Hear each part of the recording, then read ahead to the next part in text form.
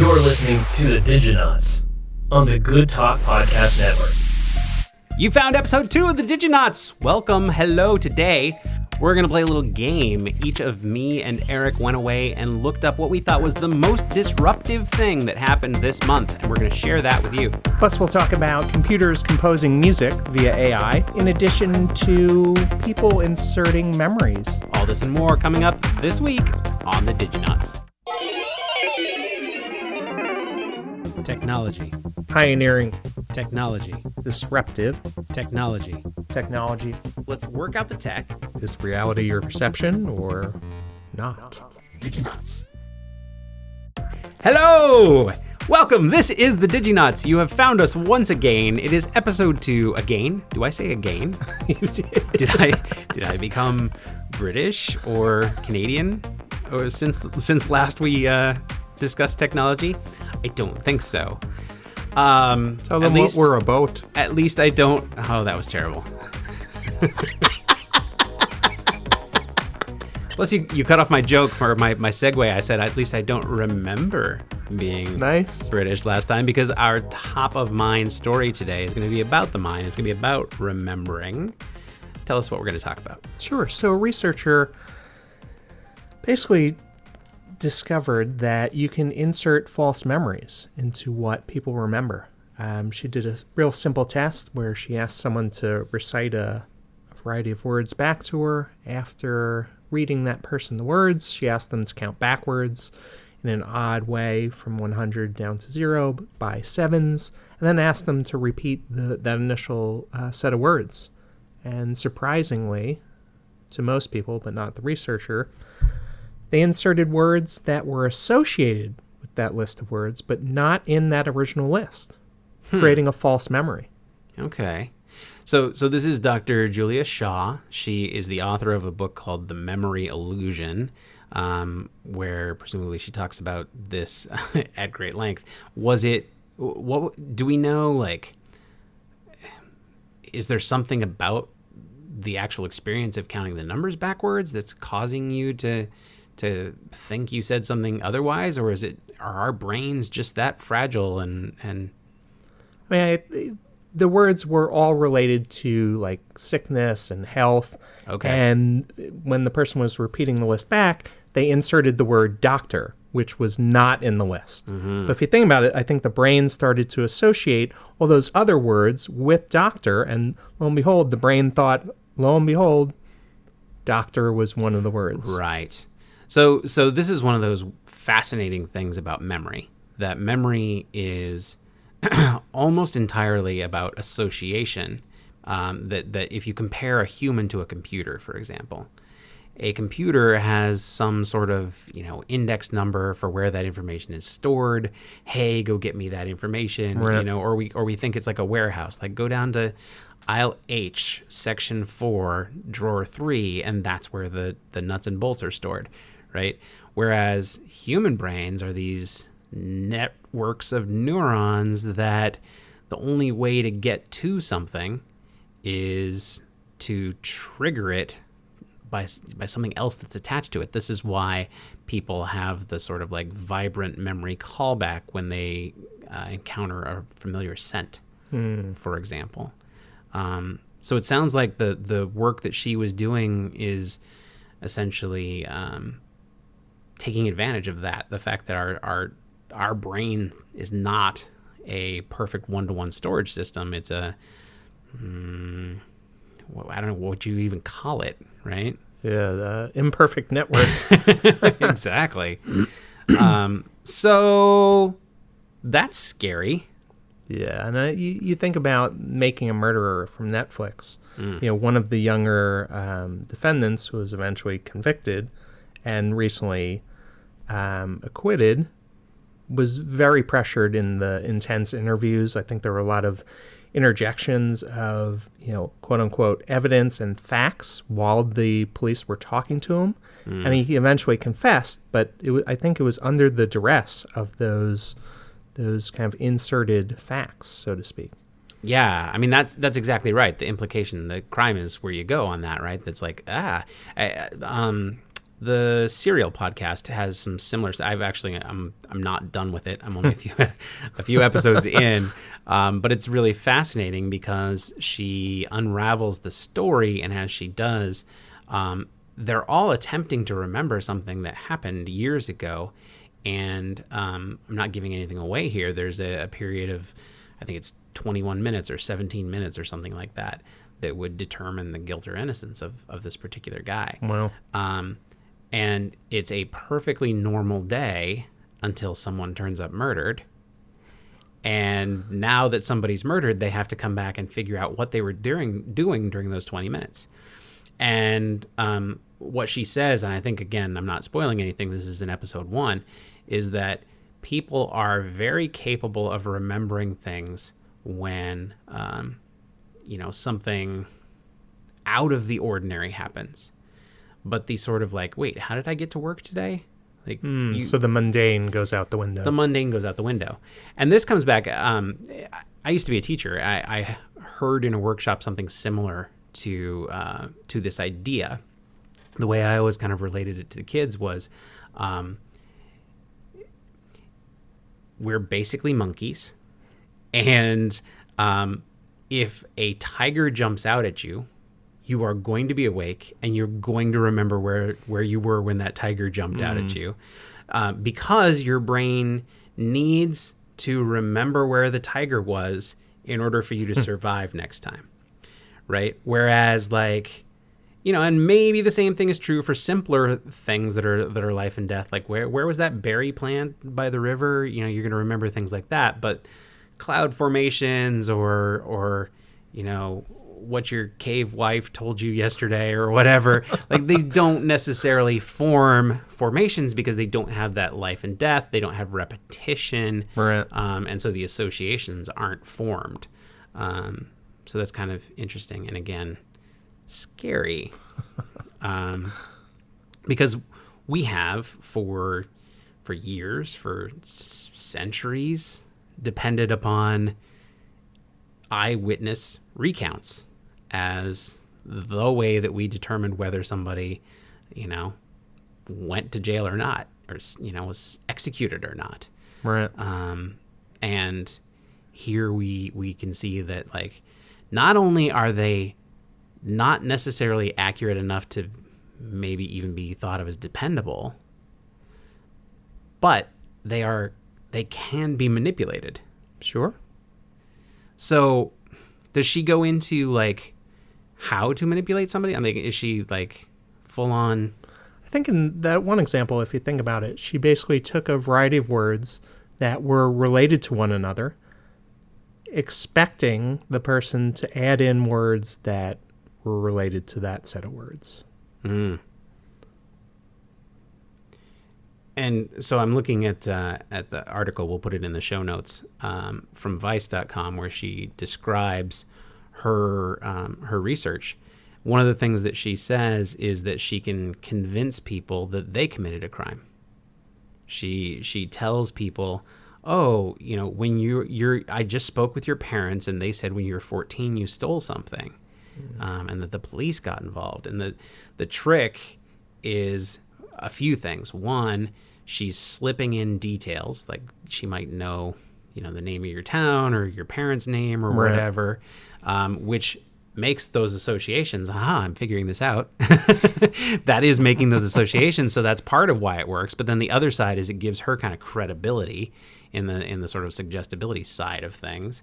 And then, she kind of repeats it over time, and she's saying that basically she's trying to substitute imagination for memory by pointing you to something and saying, hey, remember that thing that happened? Remember that thing that happened? So I guess, what is your average interrogator doing when they're asking questions of somebody? Are they asking open-ended questions about what happened on the day of the crime? I highly doubt it. Or are they saying, you had the gun with you at 3 a.m. that morning, didn't you, when you went into the store? What store? Don't you remember being in the store? In that 7-Eleven. Exactly. Yeah. And so you could almost create, I I was about to say reality. That's not quite it. But at least somebody's impression of that reality. You can not create it, but go back and overwrite it. Right. I mean, therein lies the main point of it. You know, is reality your perception or not? Well, I'm creeped out. Once again, we are reminded by just how fragile a machine we are. So, yup. Thanks for once again reminding me of my mortality and my imperfection. Hooray! So tell us what you think about this story. Are you creeped out by this research? Are you intrigued by this research? I personally am like, maybe we don't need to know that. But then again, we should know it.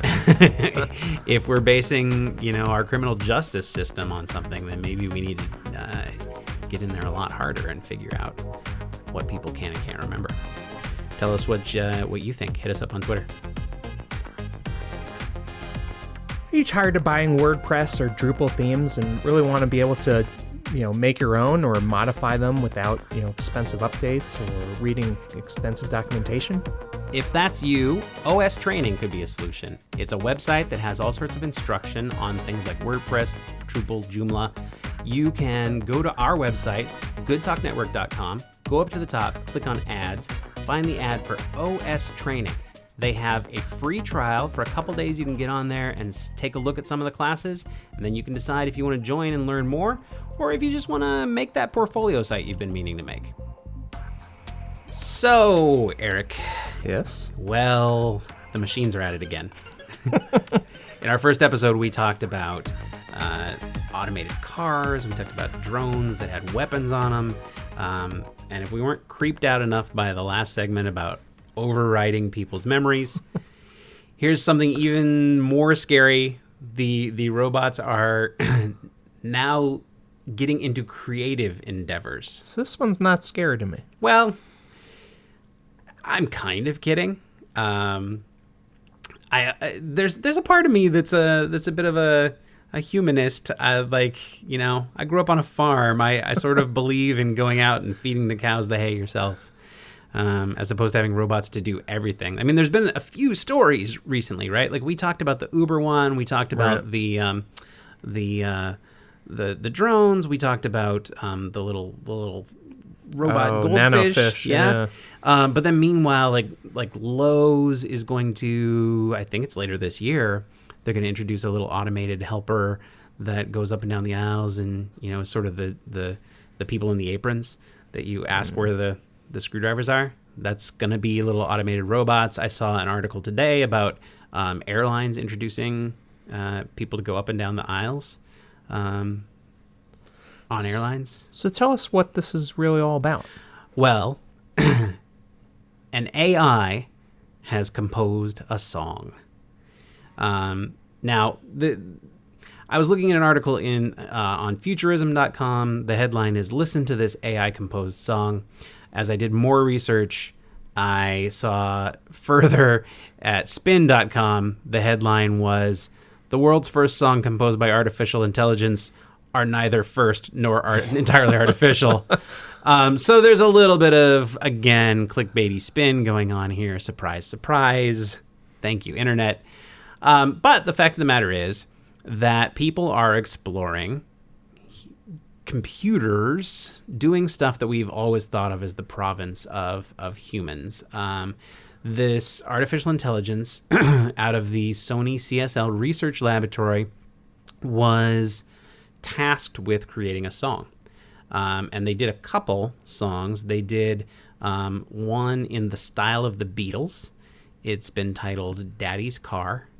And neither you or I have listened to the song. So no. we were gonna test our podcast studio knowledge and see if we could pipe the song into our recording as we speak about it and get our impressions. What do you think? It's in the style of the Beatles. Does this make you think, is it better or worse than the Beatles? Does it make you think of the Beatles? Or would someone think it truly is the Beatles, having not known Oh, yeah? That's a good at point. all? It would be interesting if they had instead said, "Oh, we found a long lost tape." Right.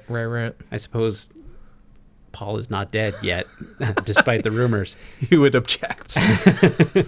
Okay, so here is Daddy's Car as composed by Songbot 4000. Who chose the name?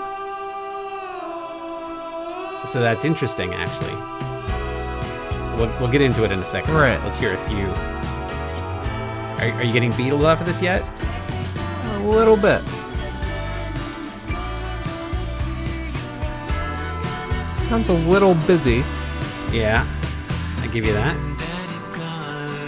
No, that's not Beatly. Well, I don't think it's necessarily meant to represent their voice as much as like the part that they're giving the computer credit for is having composed the music. So this is where the second article is like, no, let's not get carried away, because a human wrote the words. Interesting. And probably came up with Daddy's Car. So for the musically challenged, can you elaborate on what truly composed means? Sure. I am one of the musically challenged, but the basic idea here is that if I compose something, then I have chosen what notes in what order, with what rhythm, and, you know, if you want to talk John Cage theory, with what absence of notes and rhythm, and that sort of arrangement of, I'd be careful because arrangement means something else in music, obviously, but that positioning of each note, the choice of instrumentation, the sort of emotional side of how you perform the music, that's, you know, performance and composing, and that's what they're giving credit to the machine for here. Now, my understanding is that they essentially fed it a library and said, here, this is the Beatles style. The computer's job was to analyze that, look for commonalities, and then its job was to create something in the style of the Beatles. In that small clip, there's maybe 1 or 2 points where it definitely sounded like the Beatles. There's kind of reminiscent. The voice kind of killed it for me. No, yeah, exactly. I wish it was only just the instrumental? Yeah. Okay. There's a second song, and this was meant to represent, it was created in the style of American musicians Irving Berlin, Duke Ellington, George Gershwin, and Cole Porter. So you're getting, I mean, those guys have different styles, right? It's almost like more of a genre. But maybe we'll give that a listen. It's summer sinking, the cattle go down. It's riding those wings that Sounds like Johnny Cash. Yeah, I'm not sure what we're listening to at all here.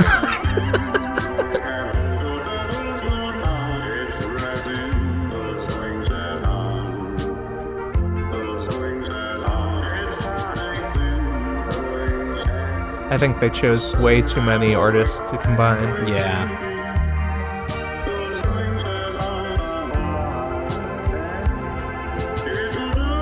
And the words are almost unintelligible. Well, and the article actually specifies that the composer didn't really care about there being words. I think he put words in there enough to prove that, like, I mean, the focus here is the fact that the choice of notes, the choice of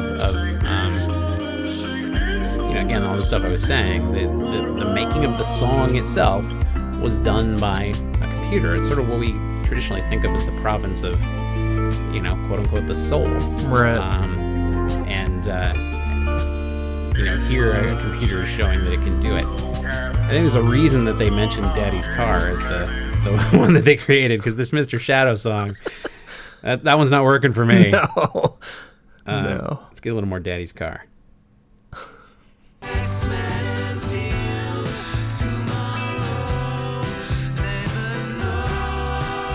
Some of the harmonies sound pretty Beatles-ish. Right. The lead singer's a little off. Now, I don't know whether this is, you know, some human that they randomly put in, or, you know, again, I think that the goal here was to see if they could create. I assume that the computer's choosing instrumentation as well. I mean, and the Beatles had a pretty wide range of instrumentation. Right. So is the computer disbelieve playing the that. instruments electronically, or is it generated the notes and they had a band play it? There's software called Flow. Let me look it up while we're talking about it. Flow Tones or something like that. Unfortunately, sometimes articles that are telling you these cool things are pretty fluffy, and they give you a little bit of information. A full album of Flow Machines. So Flow Machines is the software. A full album is expected next year, but the Sony CSL team has been working on computer-assisted music for years now, mostly jazz. Interesting. So if they get this to work, I mean, they could generate pretty decent profits because they're not paying any artists; they're paying themselves. I suppose. The application to me, and my apologies to all orchestra members listening to us, but movie soundtracks, TV soundtracks, places where you can say, I need this emotion here and that emotion there. Right. There's been software around for a good decade now that has allowed you to do some of that, where you can pace the music, and then the computer does the job of filling in what music would be like that, is going to hit a crescendo at the exact right spot, or that, is going to have the appropriate violin screech when the cat jumps out or whatever. So I'm guessing that's kind of the province. It doesn't feel to me like the creation of the actual words, the sort of poetry. Right. That seems like we've got a ways to go from the AIs. We'll see. But I'll say, you hear things like this, and then next thing you know, I had a conversation. I had the fortune to meet Chuck Jones, the director of the Bugs Bunny cartoons. There were a lot of directors, but he did some of the famous ones. He directed the What's Opera Doc and the Wabbit of Seville. Wow. So some of the ones that you've seen and heard of. And he created several of the later Warner Brothers cartoons. And at the time, he had just worked on a movie called The Great Mouse Detective. And I, like I said, I was at this weird symposium thing for kids and people who had done cool things. and I was very interested in animation at the time, and I asked him, do you think computer animation is the future? And his response, which makes perfect sense in context, especially given his career of hand drawing emotion from characters, his response was, it is absolutely something that is a great tool for things like backgrounds. So in The Great Mouse Detective, they drew everything, but there was this one place where they had a complicated clock in the background, and they didn't want to have to hand draw this, machinery. So they had all the gears computer animated in the background. And from his point of view, in 1992, let's say this was, 3, somewhere in there, that was kind of what technology was ever going to be able to do. Wow. And then, of course, a couple years later, we had the ballroom scene in Beauty and the Beast, was kind of the first introduction into mainstream big pictures. And then Toy Story was what? I don't remember what year Toy Story was, but it wasn't that much further down the road. So a master of his craft analyzed the situation and said, computers can never do that. And me, knowing nothing about music, I just got done saying, this will only work in backgrounds. And I'm realizing that's exactly what he told me. So I'm giving full allowance for the fact that I may have egg on my face on this story. When next year. Yeah, exactly. When the Beatles Anthology 5 is released by Sony, I guess. Is your business growing beyond just one phone number? Do you have multiple employees and customers trying to reach those employees? If that's the case, you should be using grasshopper.com. So to learn more, you can go to our website, goodtalknetwork.com/ads, and look for the Grasshopper ad and pick a plan. You could do a grow, ramp, or even pay as you go. So flexibility in payment options depending on your budget. We're introducing a new segment called The Most Disruptive, and where we basically recant some of the most amazing things we've come across in the past week. Darren, what'd you come across? My most disruptive. So I'm taking something very recent. And the game here is we're basically trying to find the thing that most changes how humans do stuff, right? Or how the technology industry, how the digital industry, how industry does stuff, like whatever. Here I am explaining the word disruptive to our audience, but the point is, I was looking at it through that lens. What's going to have the biggest impact on society long term? And so I picked Elon Musk's announcement that he doesn't just want to go to Mars. He wants to build a freaking train through the solar system, basically. And on some level, I don't want it to be my first most disruptive, because this is supposed to be about like, oh man, the new phone, it's going to have 9 lenses or whatever. But because all he really did was kind of present an animation and say, hey guys, let's go do this. What's up? Let's have a party. But if you think about all the other things he has actually done. Right. And that's the thing. All of those technologies have started by him standing up and being like, I think we need every house to have a big solar powered battery inside of it. And now they do. He's not there on that one, but obviously Tesla, sure, has gone through 3 phases of cars, and it's really done the job of revolutionizing the way we think about electric vehicles, certainly, but vehicles in total. And some of that just takes a visionary going, hey, let's do this. And he did that this week. He had a presentation in, I want to say, Mexico, I think. Not sure. Some conference, I believe. Yeah, and he presented a vision of how it would work for humans to travel to Mars. There's an animation that goes along with it, and it's basically the stuff of sci-fi, right? It's a big old rocket ship that we point to the next planet, and he goes into this, like, the booster rockets. We've seen the experiments that they're doing now, where they managed to successfully get rockets to come back down on the ground. That's pretty revolutionary. We're both on land and I think in the ocean. I believe that's right. Or at least on platforms in the ocean. Yeah. Yeah. They need something flat to land on. And the point of the story is that the booster rocket comes back down.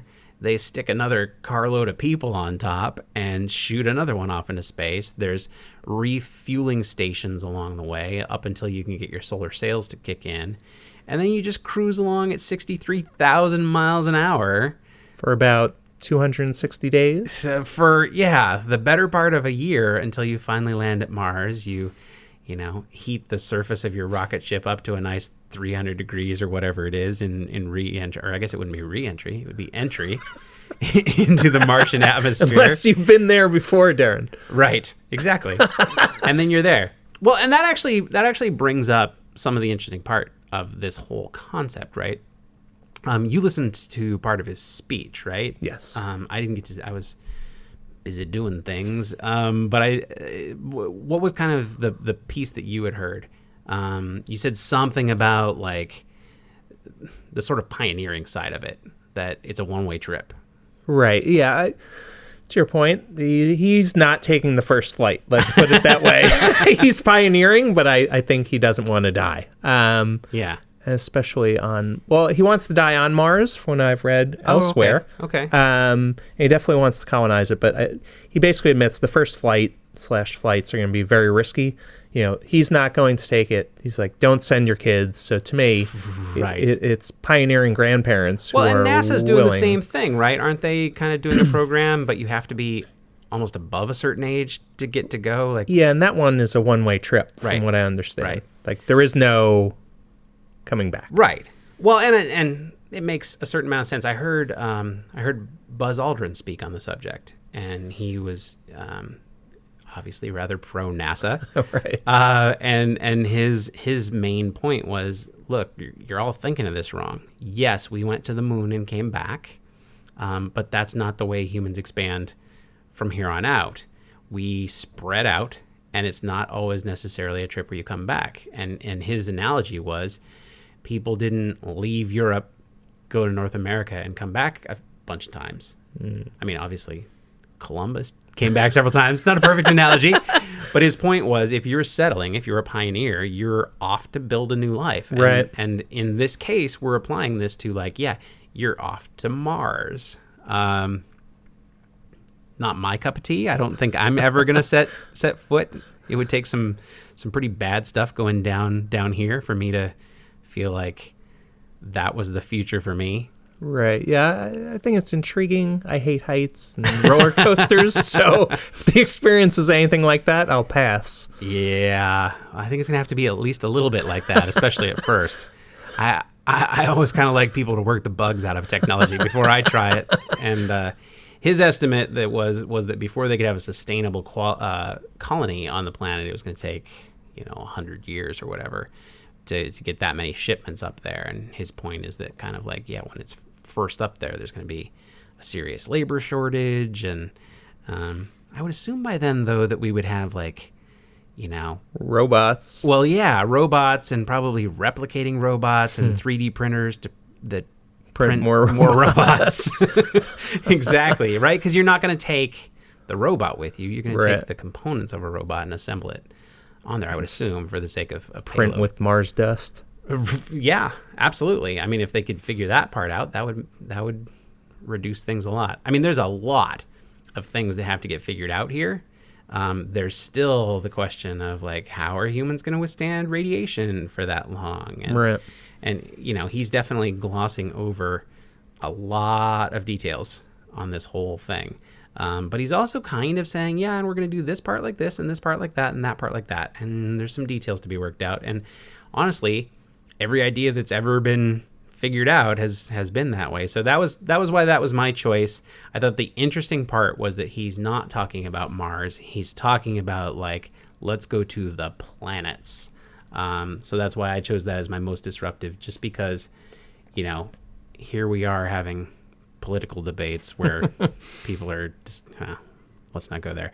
But the point of the story is that meanwhile, we've got a dude that's like, yeah, I'm bored. Let's set up the ability for humans to transit our entire solar system. Or if you don't like the two-party system, go pioneer your own.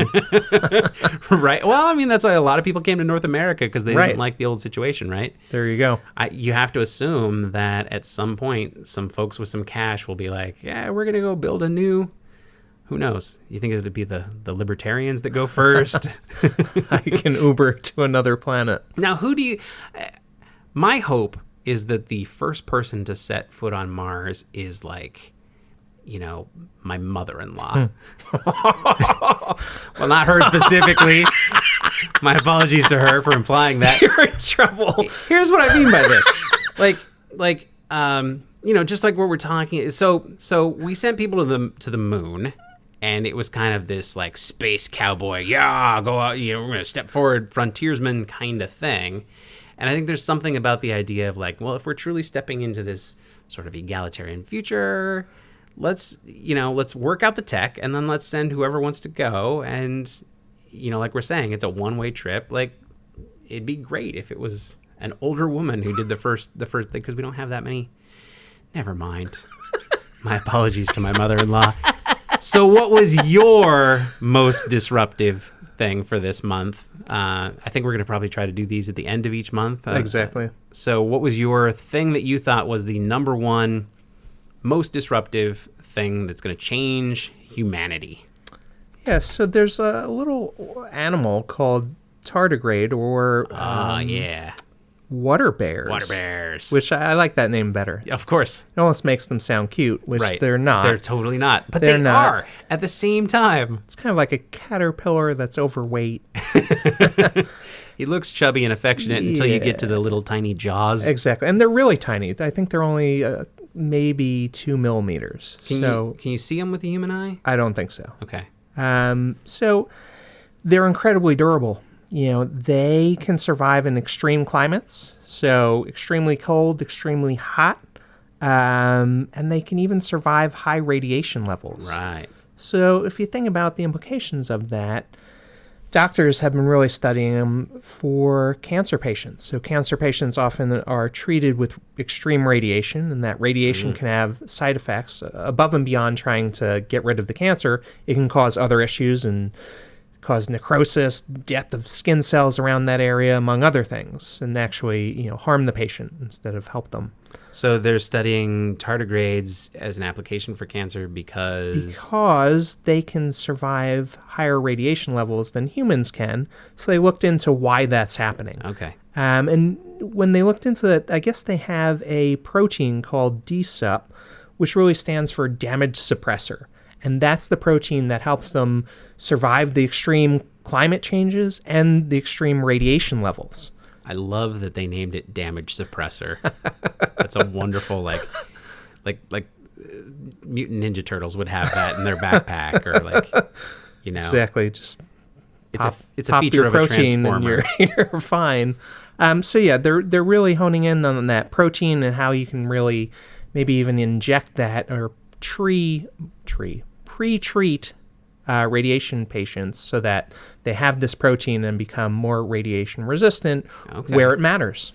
So it's not a DNA level thing. We're not recombinating or whatever, where it's just a matter of like, if this particular protein is present, then it can withstand. I mean, I guess they probably don't know yet, right? Right. I definitely don't know. I mean, someone knows, not I. Well, so for example, there's the radiation side of things. There's the sort of like one of the new theories of aging is that your DNA ceases to reproduce correctly. And that's part of the damage that comes along with that.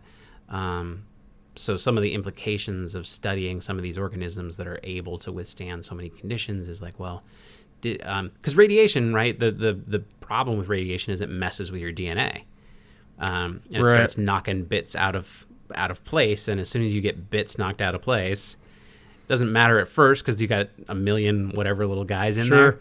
But once they knock the right bit out, then suddenly your cells are reproducing incorrectly. So I would think that that's part of what's going on here. I mean, it's brand new technology, or not even technology. It's research.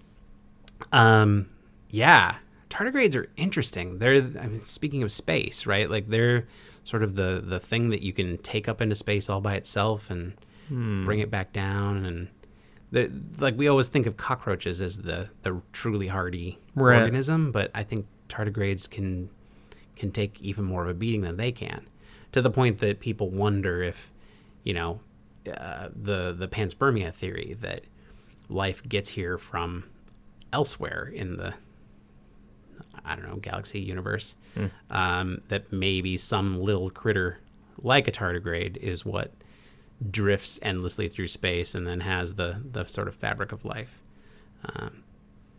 Interesting. Which, then you have to ask where that came from. But that's another story for another day. So the disruptive part of this then is that it has the chance, I think it could, theoretically, depending on how it's applied, it could improve or increase human life in a lot of different capacities, right? Sure. Okay, you win. That's more disruptive than a 3D animation of some rocket ships. Good stuff. Look, we all know digital projects don't happen on timelines, and it's inevitable that you're going to have one of those last-minute deadlines. If you need a logo at the last minute, you could go to logonerds.com. They have 3 to 5 business days to deliver you 3 different choices of concepts, and my goodness, is it cheap. $27 is the cheapest package, $47.97 if you want a character mascot.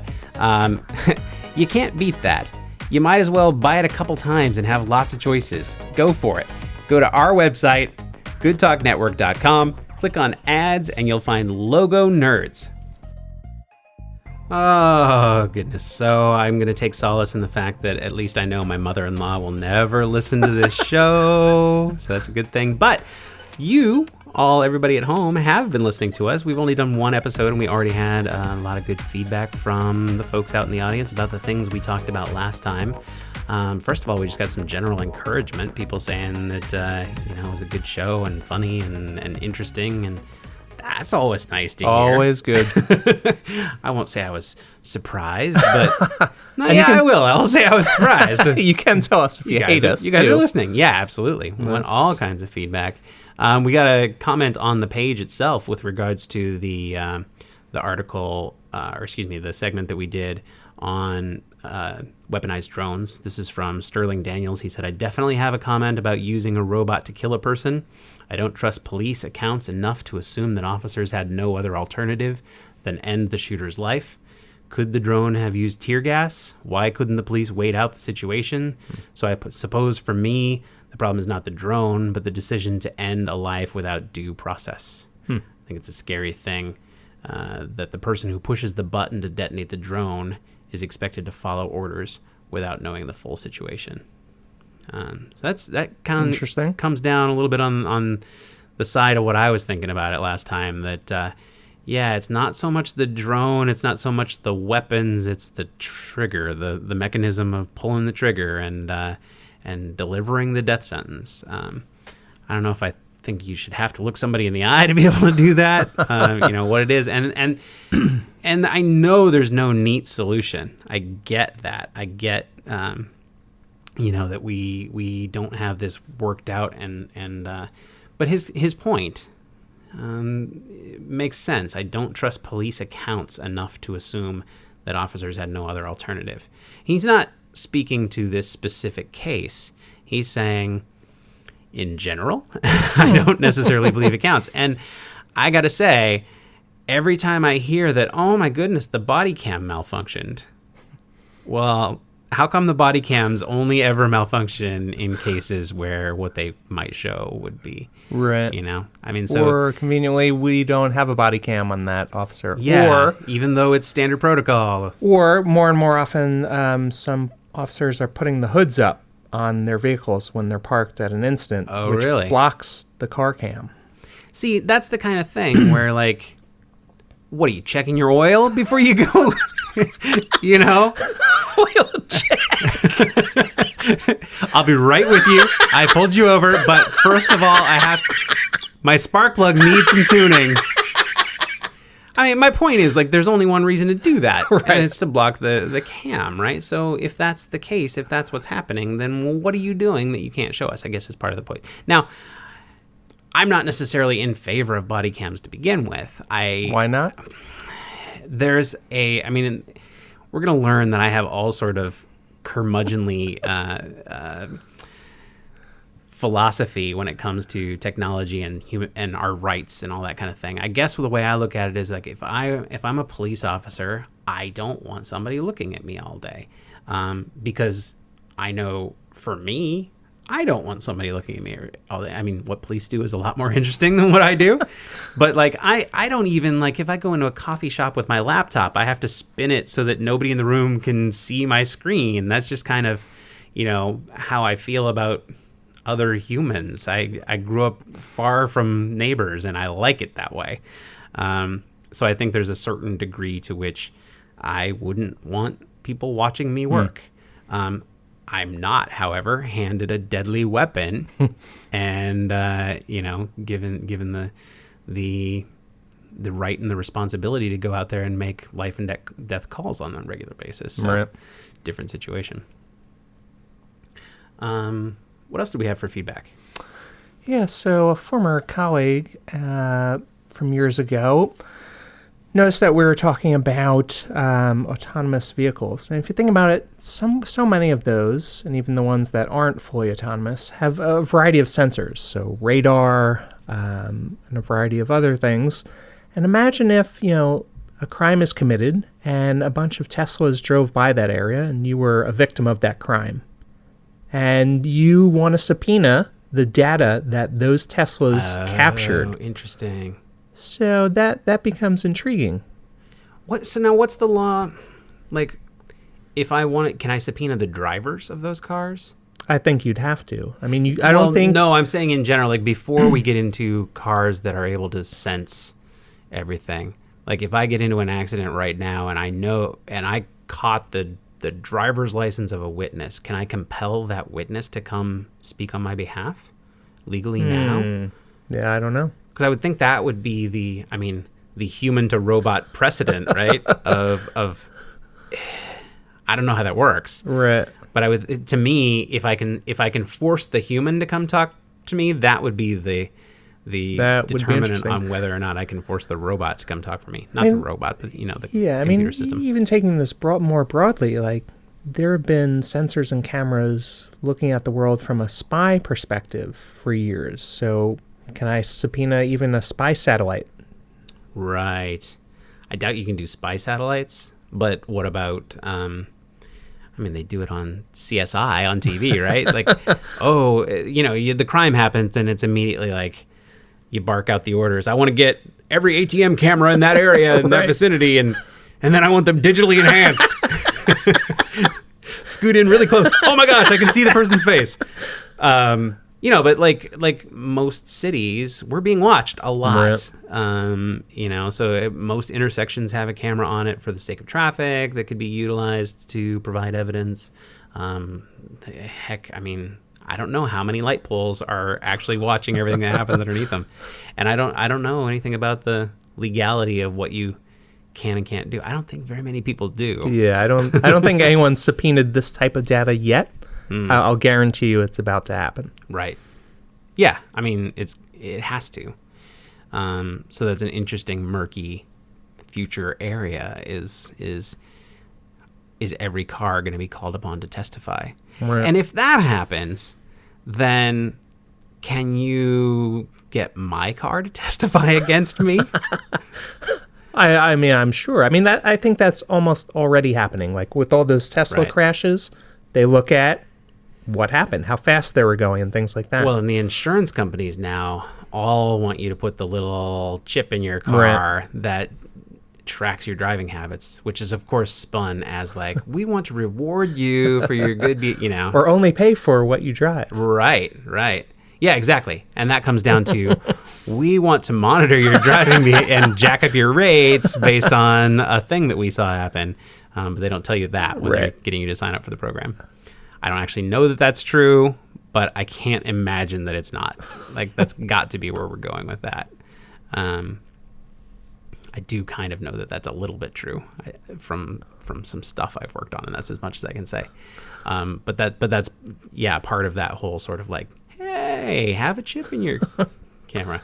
So it's gonna be interesting to see, exactly what things are going to be admissible in court, and are we just going to start automatically getting tickets for going over the speed limit? I guess the car is going to be driving, so we don't have to worry about it. Another item of feedback that we had was with regard to our story about Facebook and sharing pictures of children. We had a few people kind of chime in. Somebody said that they once read an article about sharing pics of a minor and how this is actually violating privacy. That wasn't something that we talked about a lot, although that was sort of the implication from the article that we read, right? That it was sort of this kid saying, Mom, Dad, like, you're embarrassing me. Yeah, exactly. Stop it. But she was from Austria, so it was like, stop it. Yep. Bad accents. You get 2 or 3 per podcast. And then this person goes on to say that she has been tempted with super cute pictures, but she's concerned about face recognition software.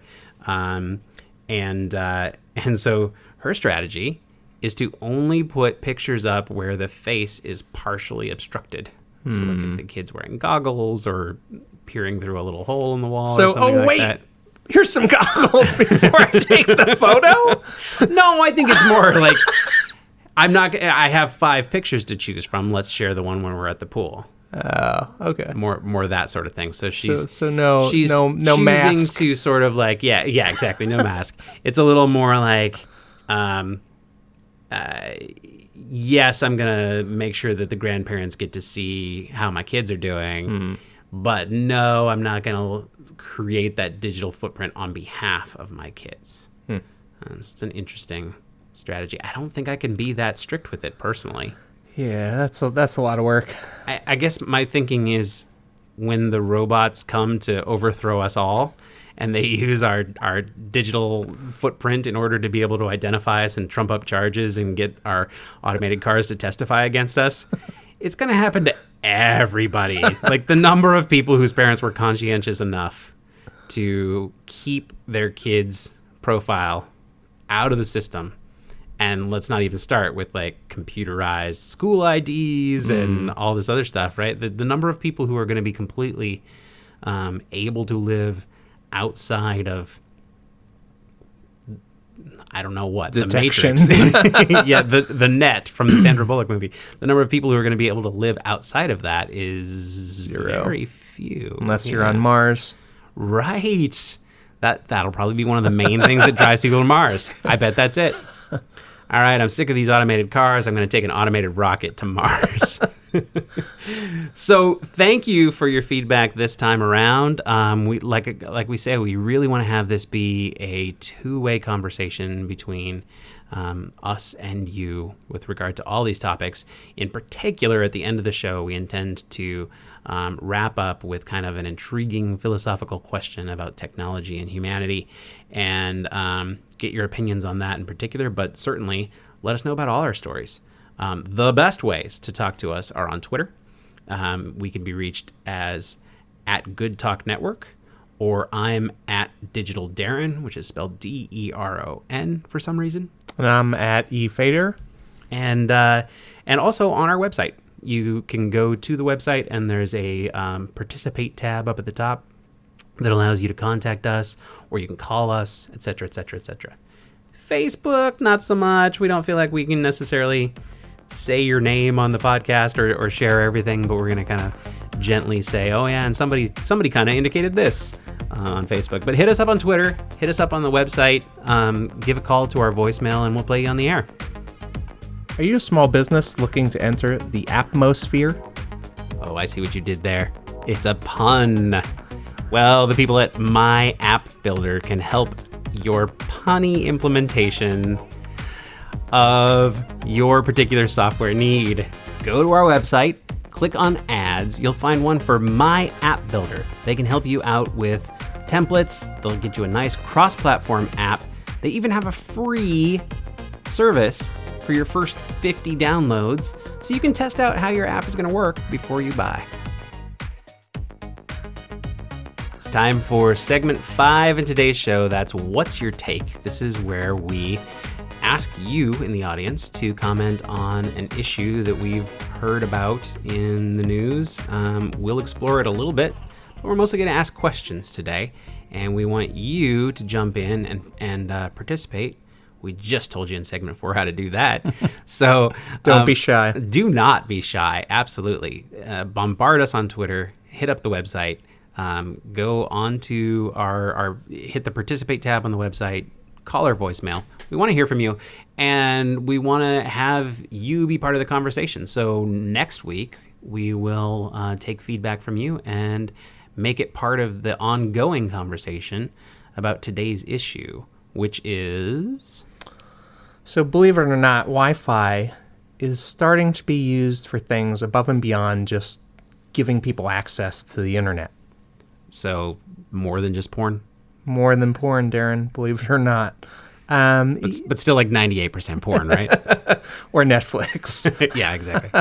Well, if you think about it, they're almost using it as sonar. So at MIT, they've leveraged it. They're calling it EQ radio, where they can point Wi-Fi signals at a person, and it predominantly captures people's heartbeats.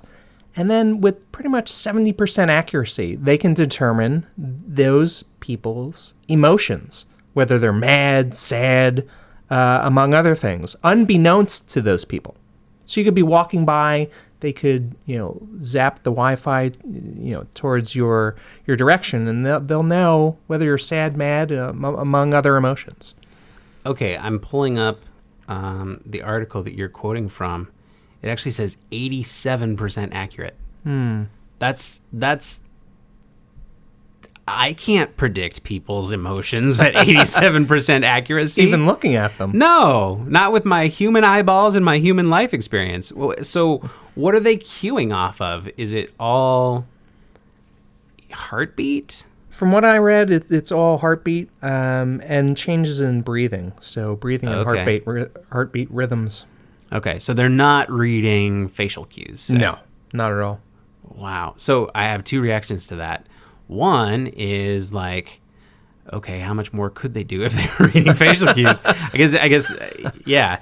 So I guess my first reaction Darren was Seedy is mad. What should we do? See, again, now what they're going to do is they're going to put this into one of those automated cars and strap one of those, non-lethal weapons to the top. I'm telling you, pretty soon we're going to be working in a uranium mine on Mars. That's what's going to happen. All of these stories all tie together. So with 87% accuracy, they can tell, is it basic emotions or can they, I guess they can't get too nuanced from just bouncing some electromagnetic. So they explicitly reference whether the person's excited, happy, angry, or sad. And this is, again, all without on-body sensors. They're just bouncing Wi-Fi off your torso, and they measure your breathing and your heart rhythms. Okay. Now, what's the purpose of exploring this? Well, I think there's a couple of tangible examples. I think entertainment, consumer behavior, and healthcare could probably benefit the most. Entertainment, so like I'm playing a video game and it makes sure I don't get too excited, or I guess the other direction, right? Like what do you call it? Constructively amplifies, like when you've got a wave, right? And you hit the frequency at the right way so that it gets bigger. So they could sort of find when you're scared, and the game could send a boo out at you at that point to get an adrenaline jump going. Sure, or if they create a film or a game that is supposed to be scary, they sure as hell should figure out, did it scare you or not? So you could do user testing and right.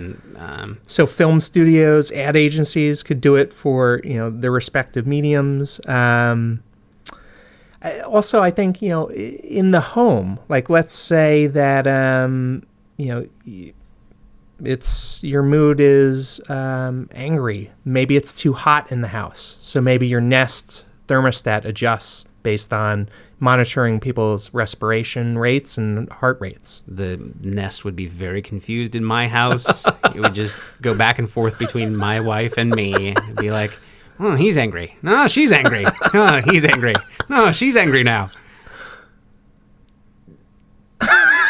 That's how it works. I always want the house to be about 3 degrees cooler than she does. So anyway, so it sounds like there's quite a bit of applications that are possible for reading our emotions. Again, I can't decide whether to embrace the ongoing additional, improvement to life that might be possible through this, or to be a little creeped out about the fact that we're exploring areas like the technology of today is kind of getting past. It's kind of bridging a gap. It's the same thing I was talking about a little bit last week there, right? It's trying to get into me. Right. I mean, the whole concept of consent has evaporated because people don't know that this is happening. Oh, goodness. So if I go into a casino and it's checking to see where my heart rate sits, where my emotions stand, it might make decisions on whether to, that person needs a payoff to get them to stay at the table longer. Right. Wow. I would assume at some point we would have to disclose if we were using this technology. I'm sure some little 1,000-page policy on a website or a contract somewhere. Right. But it's no one reads that. It's on page 600 of your iTunes agreement. Click agree now. Wow. Yeah, you're probably right. Well, for now, it's still sitting in a lab at MIT somewhere. But I mean, you think about how many devices have Wi-Fi capabilities. Phones have it. Routers have it. Who's to say I can't get into your Linksys router and determine your emotion. And it's not even going to, I mean, we're talking the Internet of Things, right? Right. So it's going to be your refrigerator has it, your toothbrush has it. So you're going to be surrounded by things that are constantly gauging your emotions and probably deciding what to sell you. Right. So that's our thought-provoking question for today. Do you want machines reading your emotions? Do you see positive value to the devices that you use on a regular basis attempting to anticipate your needs? Or is that past what you're willing to have, what we previously thought of as inanimate objects do for you? Or maybe you want that sort of Beauty and the Beast experience where the clock is talking and, I don't know, trying to convince you to marry a monster? That movie confused me a little bit. So yeah, we want to know what you think of this story of emotion reading from machines. Would you be cool with it if it was specifically a device that was specifically meant to do this exact thing, right? Like if it was a health monitoring system, or I don't know, what else would be a specific device meant to do this? I guess gaming, we talked about. Platform, computer, leverage that for a variety of things. Right. I feel like I might be more comfortable with that than some of these more hidden ideas that we're talking about. I don't necessarily want the grocery store to pay attention to what my emotional state is when I'm shopping. Cookies, right? Exactly. I mean, it might. Your tummy's rumbling. Well, I guess that's not an emotion. You're grouchy. Have you ever been in those stores where, as you walk by, it hands you a coupon? Yes. The little dispenser. Yep. Right. So they could choose what to dispense or what to transmit to your phone. Why is there paper involved? Based on how it thinks you're feeling. These are real possibilities.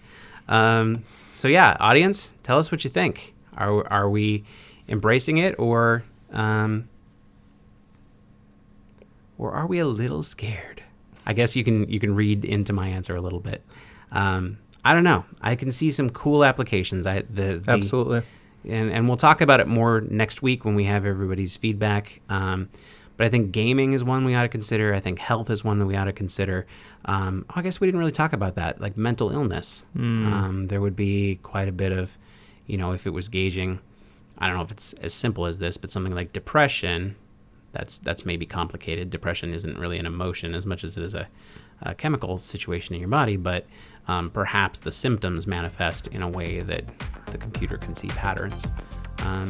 So do you see applications for that? Let us know. We want to hear from you. Well, that's it for another episode of the Diginauts. Thanks Good talk, for Darren. listening. Good talk.